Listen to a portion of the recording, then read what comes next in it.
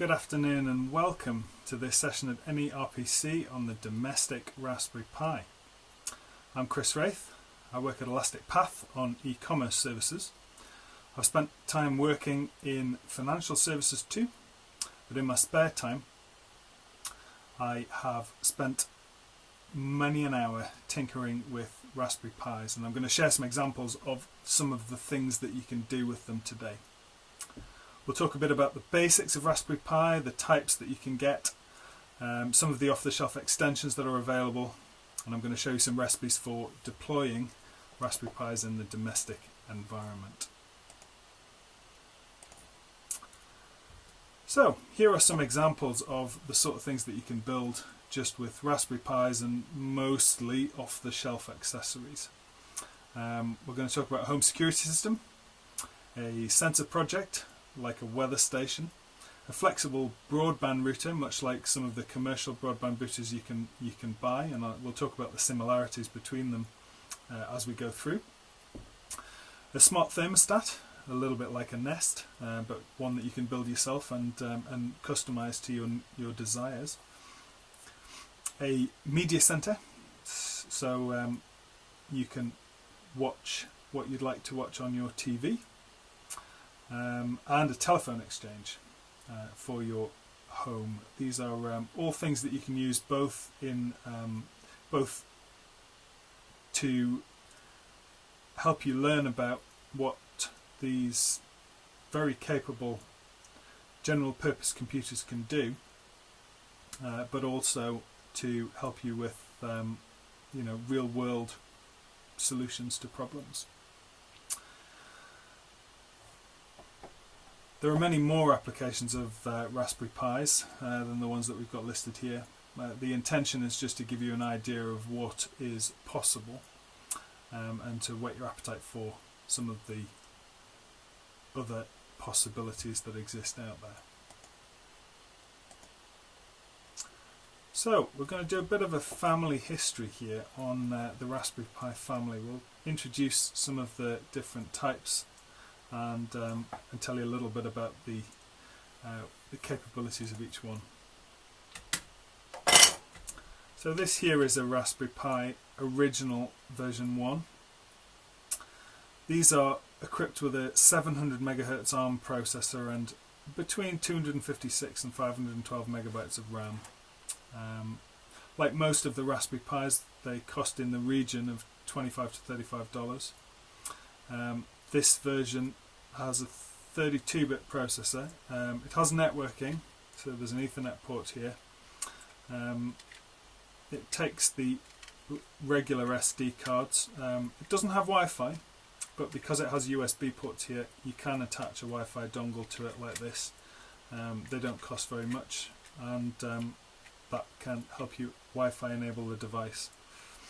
It has an HDMI out on here so that you can connect it to a regular monitor or television so that you can see the display output as well. The next iteration of the device is a Raspberry Pi 2. This has a slightly faster processor, a little bit more RAM at 1 GB, and a quad-core processor as well. So all in all, at this point this starts to get really quite comparable to machines that you might have used at work or certainly in the past.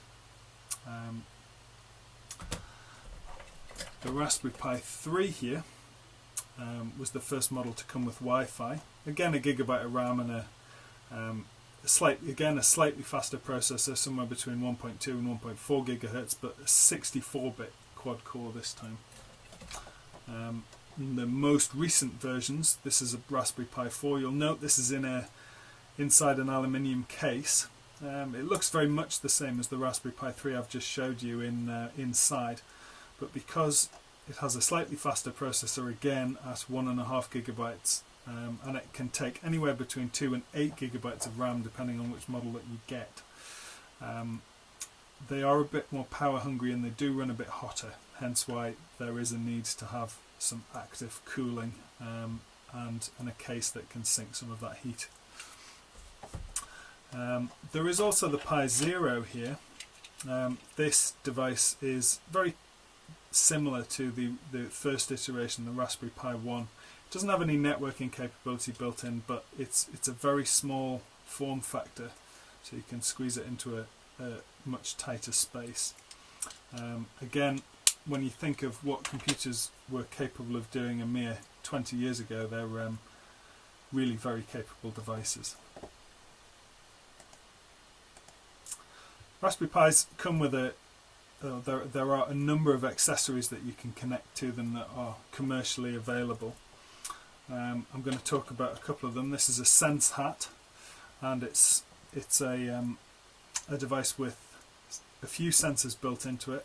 There is temperature and pressure and humidity. There's an accelerometer. There's a display here that you can see, and there's also a push button switch here. They're all easily interfaceable into the Raspberry Pi themselves, and because they're in the form of a hat, you can simply connect it directly to the GPIO pins on the top, and that makes it very easy to use. There are many others available for all sorts of different applications. This one here is a Power over Ethernet hat, so that means you can power a Raspberry Pi from an Ethernet port, provided the switch can support it. But it's really handy if you've got a Pi that might have easy access to an Ethernet cable, but wouldn't be easy to plug in a power supply nearby. There's also this very simple status hat here, which you can use to just illuminate an LED if a particular condition occurs. Some of the more advanced ones available, and we'll talk about this a bit more later. This is a TV hat, so you can use this to receive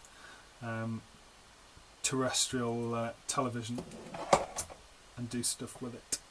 There are plenty of other sensors that you can get as well that are easy to add to a Raspberry Pi. We'll talk a bit more about those later.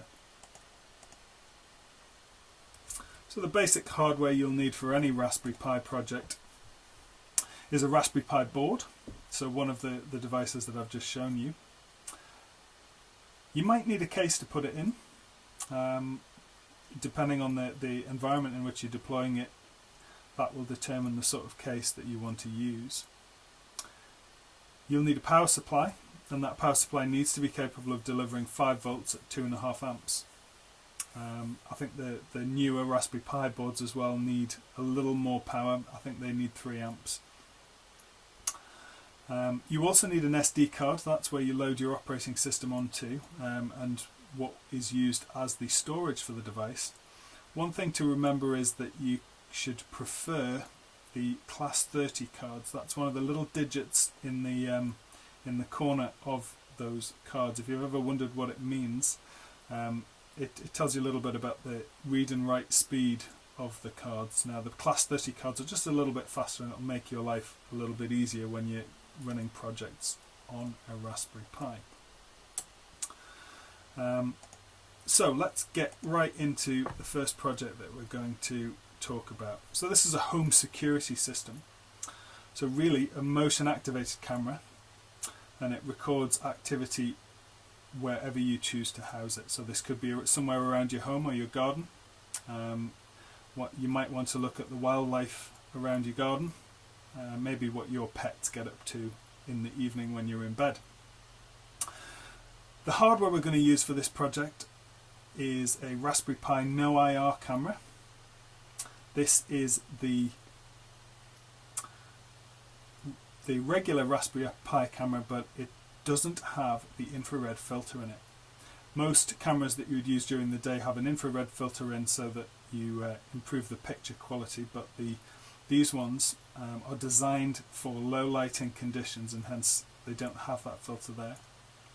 If you want to be able to use a No IR camera in the dark, you will need an infrared light source, and there's an example of one on the page. I mean, you can use a single infrared LED, but if you want to cover a reasonably wide area, then something like the LED array that you can see in the picture will help you with that.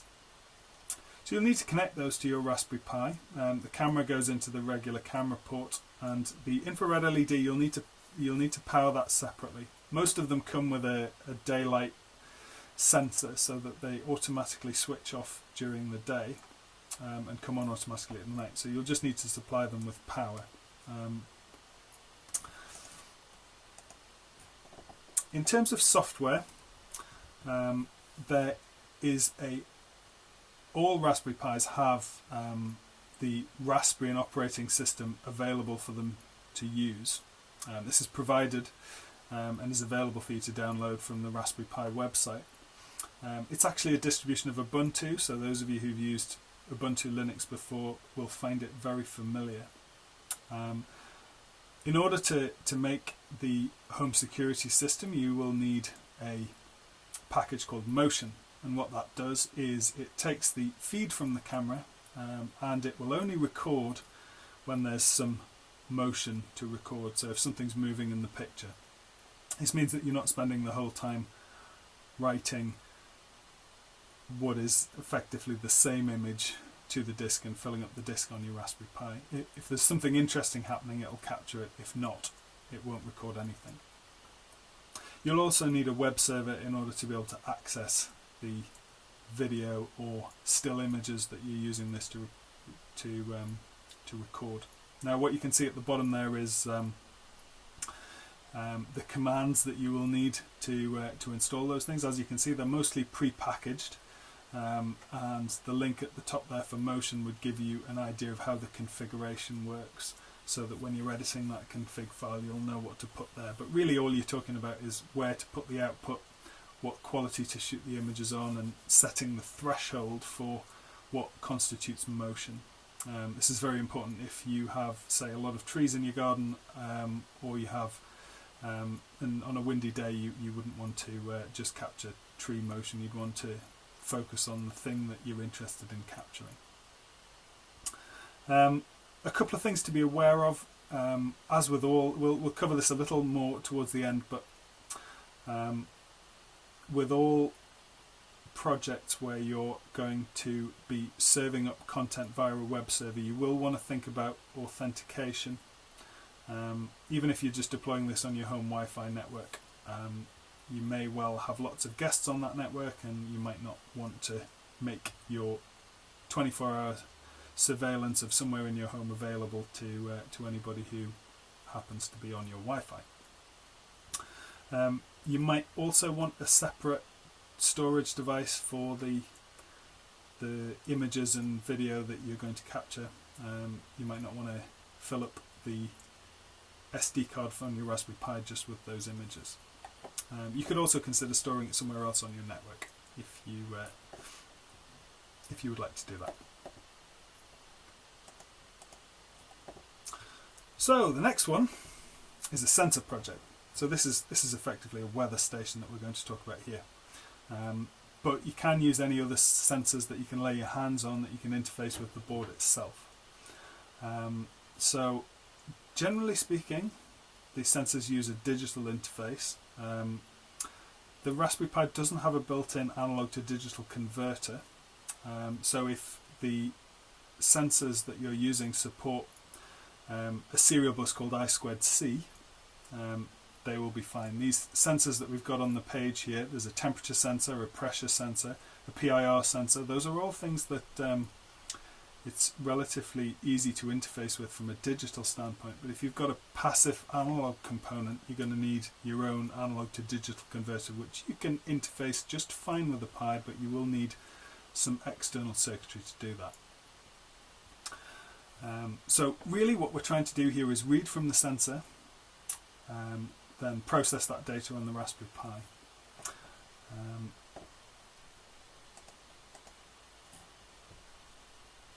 So to do that, you're going to need, again, the regular Raspbian operating system will be just fine.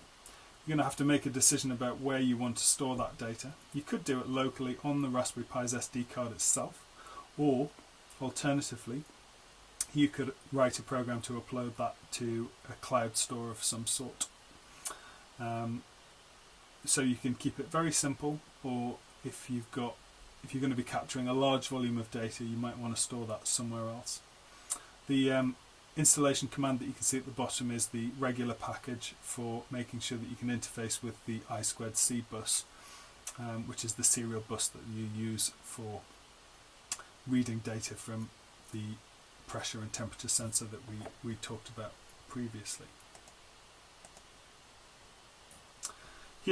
This is an example of a combined sensor and camera project, and it also gives you an idea that deploying the Raspberry Pi doesn't have to be something that requires a lot of expensive kit. You can see here that the mounting hardware that's being used is nothing more than a couple of drawing pins, some sellotape, and a couple of nails. I mean, that is literally all that's holding these things onto the mounts that they're on there. There's an infrared LED array there, a temperature and pressure sensor combined, a camera, and that's all just attached to the board there with some fairly simple work, as you can see. Our next project is a flexible broadband router. Most of you will have broadband routers at home, and they're things that you use to connect to your internet, to connect your home network to your internet service provider. These can be very straightforward devices, one that just on the one side of them has your internet service provider's modem, and on the other side has your internal network. But if you like to tinker and you like to you want to do something a little bit more complicated to make sure, for example, that you have a separate wireless network for your guests to your own devices, this might be a solution that you'd want to use. You could also do something like, if you have some projects that you work on in a cloud provider and you want to provide yourself with a permanent VPN connection to that, this is a possible solution. Now, many commercial broadband routers can do this sort of thing, but as a learning exercise for understanding how IP networking works, this is a very useful thing to do. One thing that you can get to with this is that it does help you learn the innards of networking very, very well. So what you'll need in order to make this possible is as many Ethernet interfaces as are required to support the scenario you want to use. This could be very simple. It could be the built-in Ethernet on the board could service your internet service provider's modem. You could add one more to connect to your home network, or if you only want to provide Wi-Fi, as long as you use a Pi 3 or greater, you might not need any additional hardware at all. In terms of the software, you'll just need a Raspbian operating system and some regular Linux packages that will be necessary to make this work. Those are PPPoE-conf, so that's your point-to-point protocol interface for talking to your internet service provider. You'll need a DHCP server and a DNS server, so Bind9 is your DNS server, and you'll need some packet filtering tools. Now, IP tables is the standard one that comes with Linux and can do almost anything that you will need it to do in this setting. Really, this is a project for those who love networking and want to understand a bit more about it, and want to set up their local home network in a way that that works for them. So you might have heard of Nest and Honeywell devices, internet connected thermostats. Well, this is a really good way of making your own. So you're taking a Raspberry Pi with a temperature sensor, and then interfacing it to a relay which can turn on the heating device that you choose, whether that's something like an oil-filled radiator like the one you see here, or a regular central heating system. It's perfectly achievable, and it's actually, this one is one of the simpler ones that we're going to talk about today. In terms of software, all you need again is the regular Raspbian operating system and a thermostat program that you can go and write yourself. The example here shows you what you would need to do in order to turn on and off the relay. it's a simple matter of a piece of Python code to set the GPIO pins on the Raspberry Pi low or high, depending on whether you want to turn the relay on or off. The reason the relay is needed is because the Raspberry Pi can't interface with any mains voltage components, and the relay gives you that decoupling to make sure that the low voltage output from the Raspberry Pi can switch a much larger current that's needed to run a heater or a heating system of some sort. You can also build a media center. So if your TV isn't smart, or if your smart TV doesn't quite do what you want it to do, this could be the project you want to look at. So it's effectively your own digital TV receiver and PVR combined. You can also add as much storage as you need, or use network attached storage, or you can even access your favorite streaming services from it. So all you would need is a Raspberry Pi, a Pi TV hat. This is one of the commercial off-the-shelf solutions which simply sits on top of the Raspberry Pi, and you can plug in your TV antenna, and then the HDMI output of the Pi can go into a TV or a monitor. Since the output is 1080p, you're not going to lose any quality there.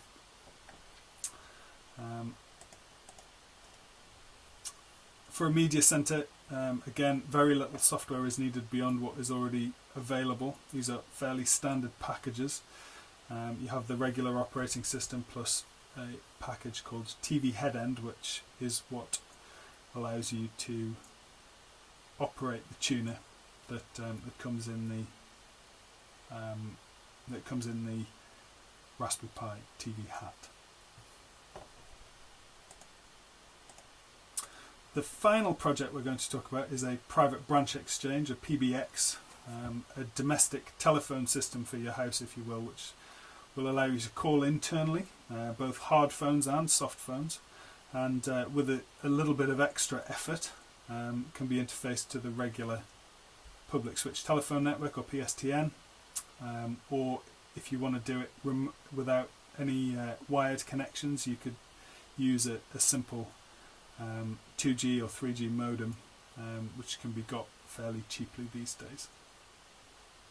If you want to do something mad like add extensions for each person at home, give them a phone in their own room or attach it to their own mobile phone, you can add voicemail or conferencing. You could even build an IVR so that you could route calls if you wanted to.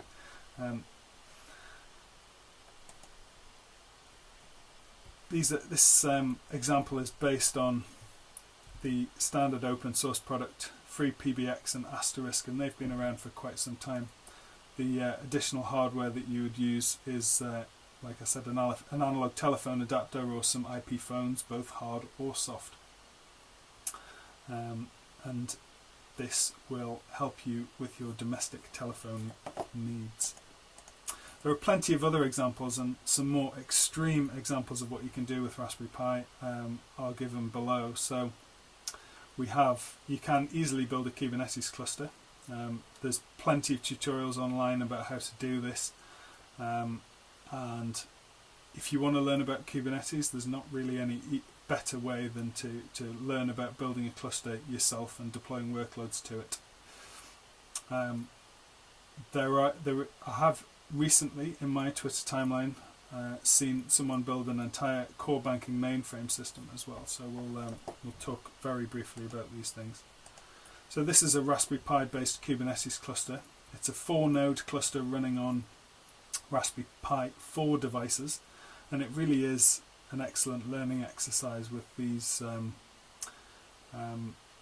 It's not such a challenging job to do now, because most of the Ubuntu packages will allow you to actually run Kubernetes out of the box.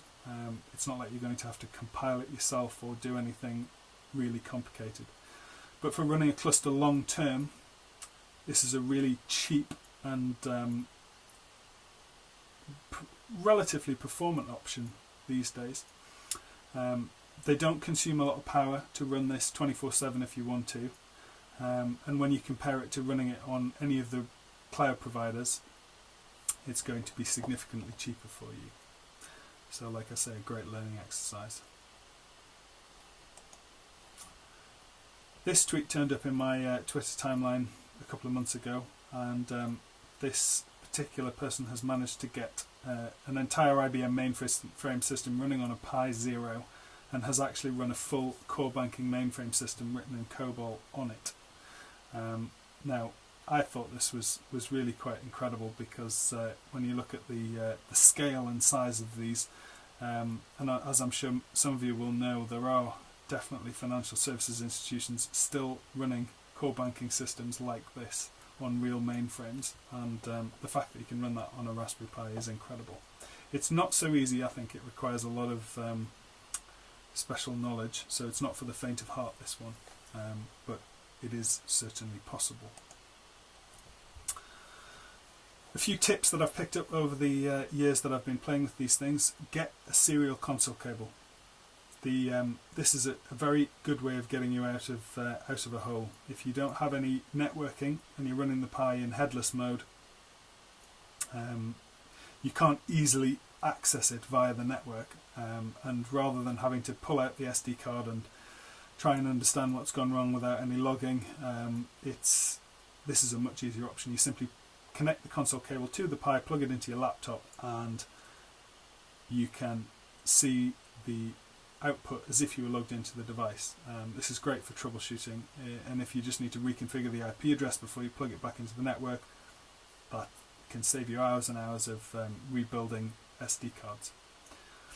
Do keep spare SD cards and power supplies around. SD cards do have a limited lifespan. It's measured in years usually, and it obviously depends on the amount of activity that is sent to and from them. But they do break, so have a few spares around in case you need it, and back up the stuff that is necessary, that you need to keep. If you do see very strange performance issues with your Pis, maybe they won't boot, you're having some performance problems, or occasionally they're crashing, but not in a similar fashion every time, check the power supplies. The power supplies really, when I said that the power supplies need to supply 2.5 to 3 amps, they really do. And if the power supply isn't producing enough current, you're going to end up with a situation where the behaviour will become non-deterministic. It'll be very hard to troubleshoot, and the easiest way to solve this is just to avoid the problem in the first place and make sure your power supply can supply enough current.